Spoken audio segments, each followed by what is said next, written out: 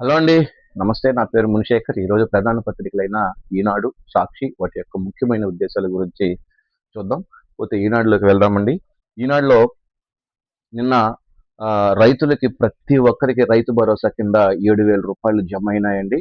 దాని గురించి నిన్న సీఎం చంద్రబాబు నాయుడు గారు మీటింగ్ పెట్టి రైతు భరోసా కిందకి మేము రైతులకు అండగా ఉంటామని ఒక బ్యానర్ వార్త ఇచ్చారు. మీ కష్టంలో తోడుంటా, రైతులతో ప్రతి రైతునికి ఆదుకుంటా, వారి కష్టాలు తెలుసుకోవడానికి ప్రతి ఇంటికి ప్రజాప్రతినిధి వస్తారు. ప్రకృతి సేద్యంలో సాగును మరింత పరిపుష్టం చేయాలి. పీఎం కిసాన్ అన్నదాత సుఖీభవ సభలో సీఎం చంద్రబాబు నాయుడు గారు అంటూ ఒక వార్త వేశారండి.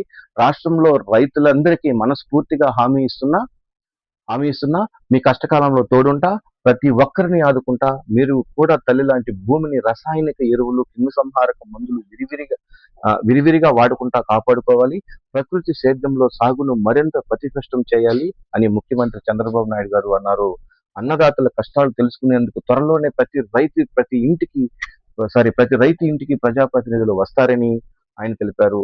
పల్నాడు జిల్లా చిలకలూరుపేట లింగం గుంటలో పీఎం కిసాన్ అన్నదాత సుఖీభవ సాయం కింద 2026 ఖరీఫ్ సీజన్లో 46.86 లక్షల మంది రైతులకు ఖాతాలలో ఒక్కొక్కరికి 7,000 చొప్పున 3,125 కోట్ల రూపాయలు నిన్న వేసినట్టు వచ్చిందండి. నిన్న మార్నింగే పడిపోయినాయండి. పడని వాళ్ళకి నైట్ పడ్డాయి డబ్బులు. ప్రతి ఒక్కరికి రైతుల ఖాతాలోకి 7,000 రూపాయలు పడ్డాయి. దాని గురించి ఈరోజు బ్యానర్ వార్తలో వేశారు. ఇంకొక బ్యాడ్ న్యూస్ ఏంటంటే మళ్ళీ హర్మోజ్ జలసంధ్య క్లోజ్ చేశారు. యుద్ధ ప్రభావంతో మళ్ళీ చేశారు. దాని గురించి వేశారు. మళ్ళీ హర్మోజ్ మూసివేత, లెబనాన్ పై ఇజ్రాయెల్ దాడిని ప్రతీకగా ఇరాన్ చర్యలు, దక్షిణ లెబనాన్ పై దాడుల్లో 32 మంది మృతి, తొలుత చర్చలకు నిరాకరించిన తర్వాత అంగీకరించినటువంటి ఇరాన్ అంటూ ఒక వార్త వచ్చిందండి. నేడు స్విట్జర్లాండ్ లో ప్రారంభం అంట చర్చలకి. అది లోపల పేజీలో ఉంది. అమెరికా ఇరాన్ యుద్ధం తాత్కాలిక ముగింపు ఒప్పందానికి తీవ్ర విఘాతం కలిగింది. ఒప్పందంలోని నిబంధనలను అమెరికా హెచ్చరికలను బేఖాతరు చేస్తూ లెబనాన్ పై ఇజ్రాయెల్ దాడుల్లో విరుచుకుపడుతుంది. శనివారం ఆ దేశం దాడుల్లో 32 మంది చనిపోయారంటండి. దాని గురించి లోపల పేజీలో చాలా క్లియర్ గా రాశారు. ఒకసారి చూద్దాం మనం. కాకపోతే ఎట్టకేలకు ఈ హర్మోజ్ జలసంధిని మూసేశారండి. దాని గురించి ఈరోజు ఈనాడు పేపర్లో చేశారు.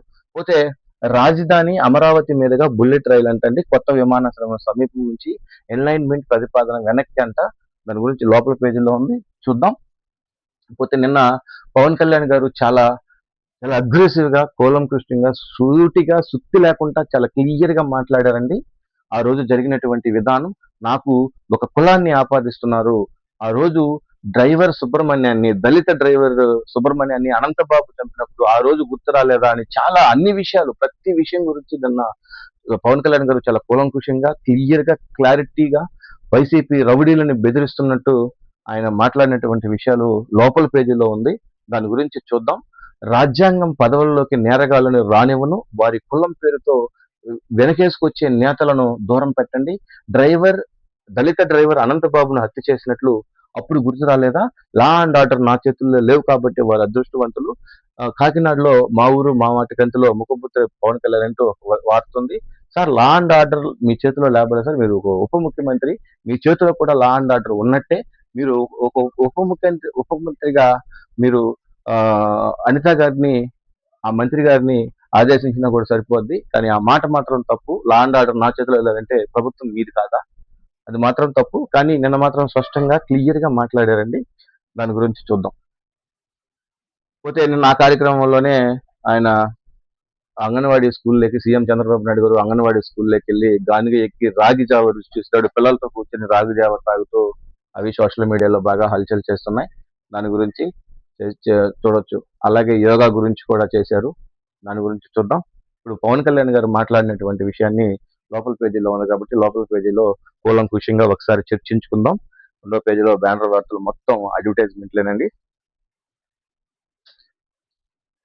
పవన్ కళ్యాణ్ గారు మాట్లాడిన దాని గురించి, రాజ్యాంగ పదవుల్లోకి నేరగాళ్లను రానివ్వను అని మాట్లాడినటువంటి విషయాన్ని చూద్దాం. నేను ఎప్పుడు నేరస్తులకు కొమ్ము కాయను, చిన్న పిల్లాడు తెలిసి తెలియక 23 నేరాలు చేశాడు. పసి వయసులో బీరు సీసాలతో మెడలు కోసాడు. ఒక ఎమ్మెల్సీ వాళ్ళ డ్రైవర్‌ని చంపేసి జైలుకి వెళ్లి చాలా బాగా చంపేశావని అతనికి చప్పట్లు కొట్టే రకం నేను కాదు. తాట తీసి కూర్చొని పెట్టే రకం. తప్పు చేసిన వారికి అత్యాచారం చేసిన వారికి కులం ఎందుకు ఆటగడుతుంది?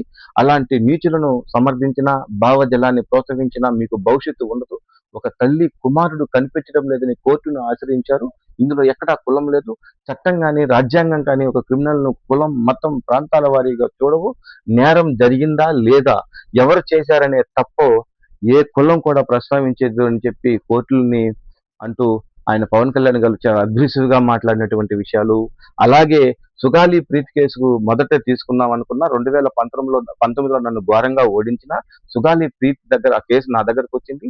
14 ఏళ్ల సుగాలి ప్రీతి స్కూల్‌కి వెళ్ళింది. శవంగా మారింది. ఆ అమ్మాయిని చంపేశారని చెప్పారు. న్యాయం చేయాలని 1,50,000 మందితో ఆందోళన చేశాం.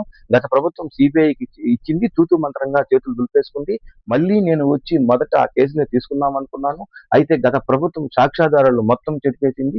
డీఎన్ఏ కూడా మాయం చేసింది. గత ప్రభుత్వంలో అంబేద్కర్ కోనసీమ జిల్లాలో పేరు పెట్టిన ఎన్ని అల్లర్లు చెలరేగాయో అప్పుడు ప్రభుత్వం నేతలను ఒక్కరు కూడా మాట్లాడటం లేదు అని మాట్లాడినటువంటి విషయాలు.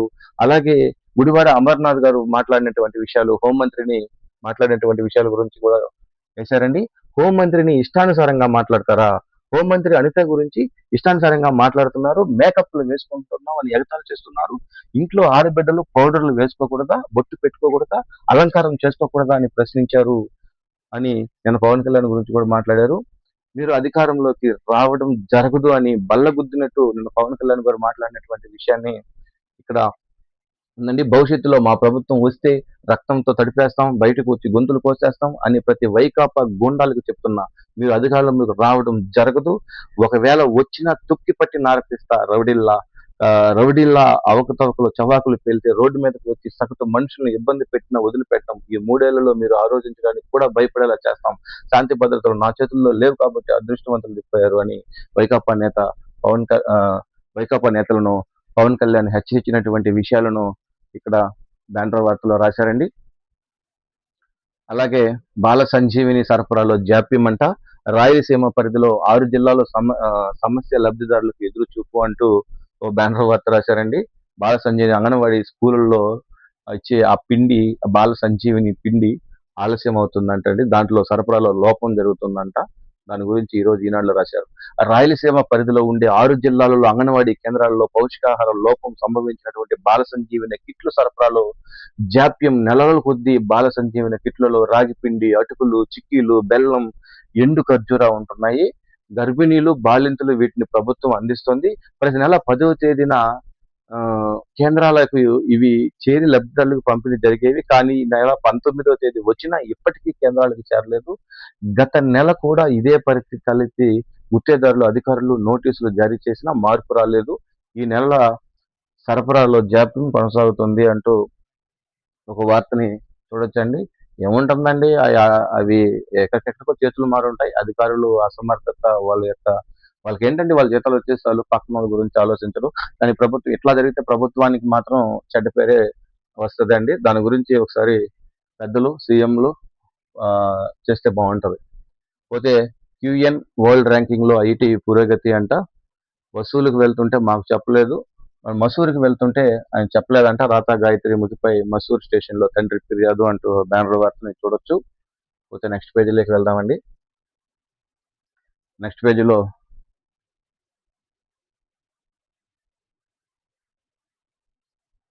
ఇదే కదండి. నిన్న సీఎం చంద్రబాబు నాయుడు గారు అంగన్వాడీ స్కూల్లో కూర్చొని ఆ రాగి జావ తాగుతూ ఆ పిల్లలతో మాట్లాడినటువంటి విషయాన్ని ఇక్కడ వేశారు. గానుగ ఎక్కి రాగి జావ రుచి చూసి రైతులు, చిన్నారులతో మమేకమైనటువంటి చంద్రబాబు నాయుడు గారు అంటూ ఒక బ్యానర్ వార్తని చూశారు. అలాగే ఇక్కడ కంటిన్యూషన్ వార్త, మీ కష్టాల్లో తోడుంటా అని చెప్పి రైతులతో మాట్లాడినటువంటి విషయాలు ఇక్కడ వేశారు. పోతే ఇక్కడ చూడండి, నిర్మాణంలోని ఆలయ మండపం పైకప్పు కూలి 6గురు దుర్మరణం అంటండి. ఛత్రపతి సంభాజీ నగర్ లో జరిగినటువంటి ఘోరమైనటువంటి సంఘటన ఇది.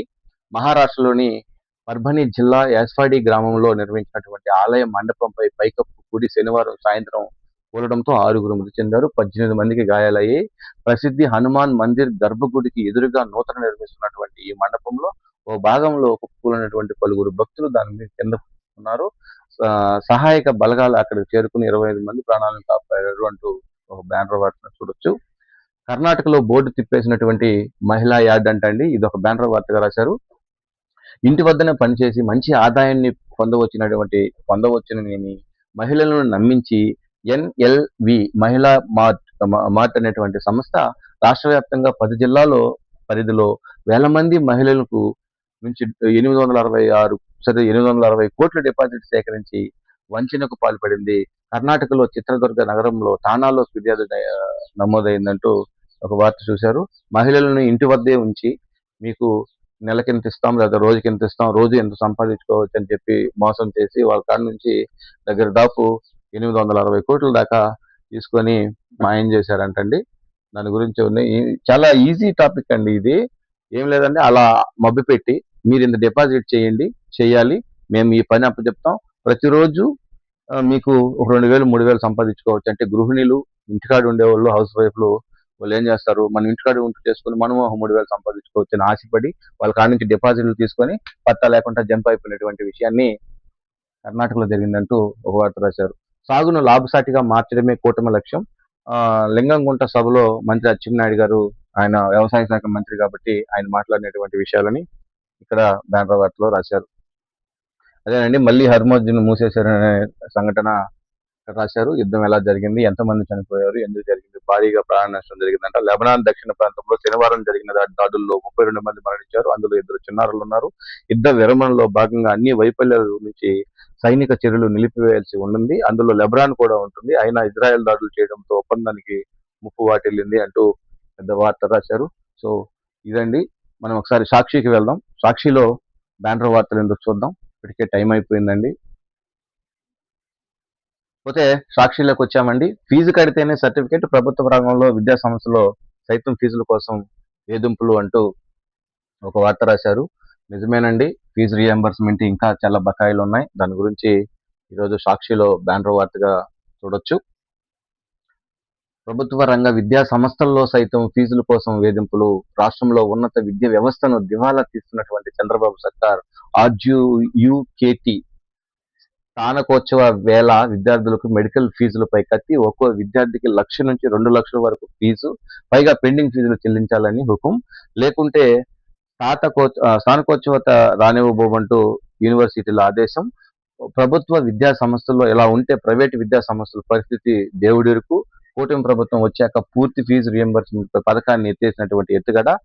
ప్రైవేటు కళాశాల సైతం అప్పుల ఊబిలో కూరుకుపోతున్నటువంటి దుస్థితి.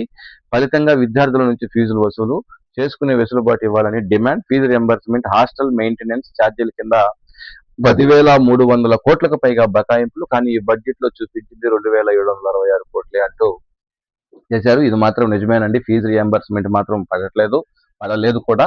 దాని గురించి ప్రభుత్వం ఒకసారి ఆలోచిస్తే బెటరు. ఈ రోజు సాక్షిలో మాత్రం చాలా ఇంపార్టెంట్ అయినటువంటి వార్తే రాశారు. పోతే ఎస్సీ గురుకులాల్లో వేతన వెలత అంటండి.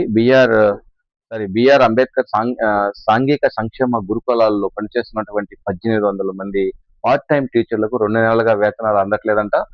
దాని గురించి రాశారు, అది మనకు తెలీదు.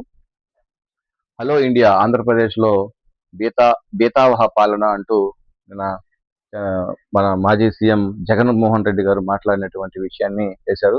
చంద్రబాబు సర్కార్ రెడ్ బుక్ పాలన ఎత్తి చూపినటువంటి వైఎస్ జగన్ అంటూ ఒక వార్త ఉంది. బీతావహ పాలన అంట మన ఇండియాలో. హలో ఇండియా, ఆంధ్రప్రదేశ్ లో బీతావహ పాలన, చంద్రబాబు సర్కార్ రెడ్ బుక్ పాలన ఎత్తి చూపినటువంటి వైఎస్ జగన్. రాష్ట్రంలో చట్టబద్ధత పాలన సాగడం లేదు. పోలీసులంటే ప్రజలకు భయపడిపోతున్నారు. సాయి కృష్ణ కస్టోడియల్ డెత్ రహస్యంగా దహనం. వేధింపులు తట్టుకోలేకపోతున్నారంటూ కాంతికుమార్ ఆత్మహత్య. పోలీసుల వేధింపుతో కళావతి, తిరుపతమ్మ బలవర్మరణం. చిత్రహింసలతో గంగమ్మ మృతి. రహస్యకరణం ఆరోపణ. ఈ ఘటనతో పోలీసులు దాష్టీకాలను సాధారణమైపోయాయి. కోడి కోశారు, మేక కోశారు అనే చిన్న చిన్న ఆరోపణలకే ప్రతిపక్ష పార్టీ కార్యకర్తల వేధింపులు. చూడండి, కోడి కోశారు, మేకను కోశారు అనే చిన్న చిన్న ఆరోపణలకే ప్రతిపక్ష పార్టీ కార్యకర్తల వేధింపులు. మోరల్ పోర్టింగ్ పేరుతో కోర్టులు, జడ్జిల పాత్ర కూడా వారే పోషిస్తున్నారని కొందరు అధికారులు. వైఎస్ఆర్సీపీ నేత కార్యకర్తలు ఫిర్యాదులు పట్టించుకోవడం లేదు. ఇవన్నీ పోలీస్ శాఖపై ప్రజలు విశ్వాసాన్ని తీవ్రంగా దెబ్బతీశాయి. పర్యావరణ బాధ్యత నుంచి ఎవరూ తప్పించుకోలేరు. పోలీసులు ఉన్నది రాజకీయ కక్ష సాధింపే పనిముట్లుగా మారారని కాదు. న్యాయం కనుమరుగై భయం రాజ్యమేలితే చట్ట స్థావరంలో అధికారులు దుర్వినియోగం నడిస్తే బలమయ్యేది ప్రజాస్వామ్యమే అంటూ ఏదో సాక్షిలో రాశారండి. మొత్తానికి మసిబూసి మారేడికాయ చేసి మొత్తానికి ప్రభుత్వం బాగాలేదని చెప్పారు. కానీ వీటిల్లో అన్ని తిప్పి తిప్పి కొడితే ఆ రోజు పరిస్థితులు కూడా ఏ విధంగా ఉన్నాయో, ఎందుకు ఈ స్థాయికి వచ్చారో ఒకసారి మీరు కూడా ఆలోచించుకోవచ్చు. మొత్తానికి ప్రభుత్వం తీరు బాగాలేదు. రాష్ట్రంలో చట్టబద్ధత పరిపాలన జరగటం లేదు. పోలీసులు అంటే ప్రజలు భయపడిపోతున్నారు అని ఏదేదో మాట్లాడారు. దాని గురించి రాశారు. నేడు వైఎస్ఆర్సీపీ కాపు నాయకుడు సమావేశం అంటే రాష్ట్రంలో వైఎస్ఆర్సీపీ కాపు నాయక సామాజిక వర్గానికి చెందిన నాయకులతో డాక్టర్ బిఆర్ అంబేద్కర్ కోనసీమ జిల్లా వెంకటాయపాలెం ఆదివారం ప్రత్యేక సమావేశం నిర్వహించినట్లు ఎమ్మెల్సీ తోట శ్రీమూర్తులు వెల్లడించారు. సార్ కాపు సంఘం నాయకులు, ఆ సంఘం నాయకులు, ఈ సంఘం నాయకులు ఇంకా ఎదుగుతున్నటువంటి రోజుల్లో కులాల గురించి మాట్లాడుకుంటూ ఉన్నారు. అరే మనకెందుకు. జాకెట్ జోలికి వస్తే మహా ఉద్యమం అంటూ, బ్లాకెట్ జోలికి వస్తే మహా ఉద్యమం అంటూ గిరిజన జీవన్మరణ సమస్యగా మారినటువంటి బాక్సైట్ తవ్వకాలు అంశాన్ని మళ్ళీ తెరపైకి తెచ్చి ప్రభుత్వ గిరిజనులకు భయభ్రాంతులను చేస్తుందంట. దాని గురించి రాశారు. డిఎంకేను వీడినటువంటి ఐయుఎంఎల్ అంటూ ఒక వార్త ఉందండి. పక్కా ప్లాన్, సూత్రధారులు ఎస్కేప్. ఒక్క సిఐనే బాధ్యతలను చేసి పోలీసులు పెద్దలను తప్పించెళ్లే కుట్ర అంటూ ఈ సాయి కృష్ణ ఉన్నారు కదా అండి. దాని గురించే ఒక సిఐని మాత్రమే దానికి చేసి పెద్ద బాసులని అంటే ఆ పైన ఉన్నటువంటి అధికారులని, ఎస్పీలని, ఎస్ఐలని వాళ్ళని తప్పించే కార్యక్రమం జరుగుతుంది అంటూ పక్కా ప్లాన్, సూత్రధారులు ఎస్కేప్. ఒక సిఐనే బాధ్యతను చేసి పోలీసు పెద్దలను తప్పించేలా కుట్ర. ఇందుకు తగ్గట్టుగానే బాధితుల నుంచి ఫిర్యాదు స్వీకరణ. అదే దిశగా సాగుతున్నటువంటి దర్యాప్తు. రెండో రోజు కృష్ణలంక సర్గోపురిలో పోలీసుల విచారణ. సాయి కృష్ణను మల్కాపురం నుంచి పట్టుకొచ్చినట్లు టాస్క్ ఫోర్స్ పోలీసులు. కీలకంగా మారినటువంటి వీరి స్టేట్మెంట్. సాయి కృష్ణ ఆచూకీ తెలియదని ఈ నెల 15 కోర్టులో చెప్పినటువంటి ఏజీపీ కేసును పక్కదారి పట్టించేందుకు ప్రభుత్వం నానా తంటాలు అంటూ ఈ సాయి కృష్ణ గురించి ఒక వార్త రాశారు. పోతే ఒప్పందం ఒత్తుదేనా, లెబనాన్ పై మదే యుద్ధం జరిగింది కదా, దాని గురించి రాశారు. అక్కడ చూడండి ఏ విధంగా యుద్ధం జరుగుతోందో, విధంగా చనిపోయినటువంటి వారి గురించి, ఆ ఇల్లుల గురించి, ధ్వంసమైనటువంటి సంఘటన గురించి రాశారు. ఇజ్రాయెల్ దాడిలో మట్టి దెబ్బలుగా మారిన లెబనాన్ అంటూ ఒక వార్త మనం చూడొచ్చు. పోతే ఈరోజు మళ్ళీ నీట్ అండి. నిమిషం ఆలస్యమైన నో ఎంట్రీ. నేడు దేశవ్యాప్తంగా నీట్ యూజీ పరీక్షలు. రాష్ట్రంలో 185 కేంద్రాలు. హాజరవుతున్నటువంటి 65,000 మంది మన రాష్ట్రంలో. మే 3న జరిగిన నీట్ ప్రశ్న పత్రం లీక్ కావడంతో సర్వత్రా ఉత్కంఠత అంటూ ఒక వార్త రాశారు. కానీ నిన్న కూడా ఈ నీట్ ఎగ్జామ్ లో నేను రేపు కూడా ఎగ్జామ్ రాయలేను, ఎలా రాస్తాను అని చెప్పి ఒక అమ్మాయి సూసైడ్ చేసుకొని చనిపోయింది. దాని గురించి ఉంది. నాగపూర్ విద్యార్థి అజాముద్లో ఎగ్జామ్ సెంటర్ అంటే దాంట్లో జరుగుతున్నటువంటి చాలా స్ట్రిక్ట్ గా జరుగుతుందండి ఈ నీట్ ఎగ్జామ్. చూడాలి ఇంకా ఏం వార్తలు వస్తాయో. సరే పోతే ప్రధాని రాజీనామా చేసేదాకా కదలం. సిజేఐ వ్యవస్థాపకుడు అజిత్ దిస్కే స్పష్టీకరణ అంటూ ఒక వార్త చూడొచ్చు. ఆయన నా నాన్న క్యాలెండర్లో ఒక రోజు కాదు, నేడు, నిన్న, రేపు ప్రతిక్షణం మన ఊపిరి, ఎప్పటికీ ముగినటువంటి పాఠం నాన్న, ఎప్పటికీ వదలంటి చేయి నాన్న. నేడు ఫాదర్స్ డే కాబట్టి నాన్న గురించి ఒక స్పెషల్ ఆర్టికల్ రాశారండి 11లో. హాయ్ నాన్న అని పెట్టి, నాన్నే ఒక క్యాలెండర్లో ఒక చిన్న రోజు కాదు, నిన్న, నేడు, రేపు ప్రతిక్షణం మన ఊపిరి, ఎప్పటికీ ముగినటువంటి పాఠం నాన్నది, ఎప్పటికీ వదలని చేయ నాన్న. నేడు ఫాదర్స్ డే సందర్భంగా ప్రత్యేక కథనం అంటూ సాక్షిలో రాశారు. మంచి అంశాన్ని, ఫాదర్స్ డే కాబట్టి. సాగు సమ్మె దిశగా రొయ్యి రైతులు, చంద్రబాబు సర్కారుపై సడలని నమ్మకం అంటూ ఒక వార్త ఉందండి. సో ఇదండి, టైం అయింది. ఇప్పటికే 8:10 అయిపోయింది. ఇది ఇలా లోడింగ్ చేసేటప్పటికి, అప్లోడ్ చేసేటప్పటికి 9:30 అయిపోతుంది. తప్పట్లేదు, నేను డ్యూటీకి వెళ్ళి రావాలి, నా బతికే అది.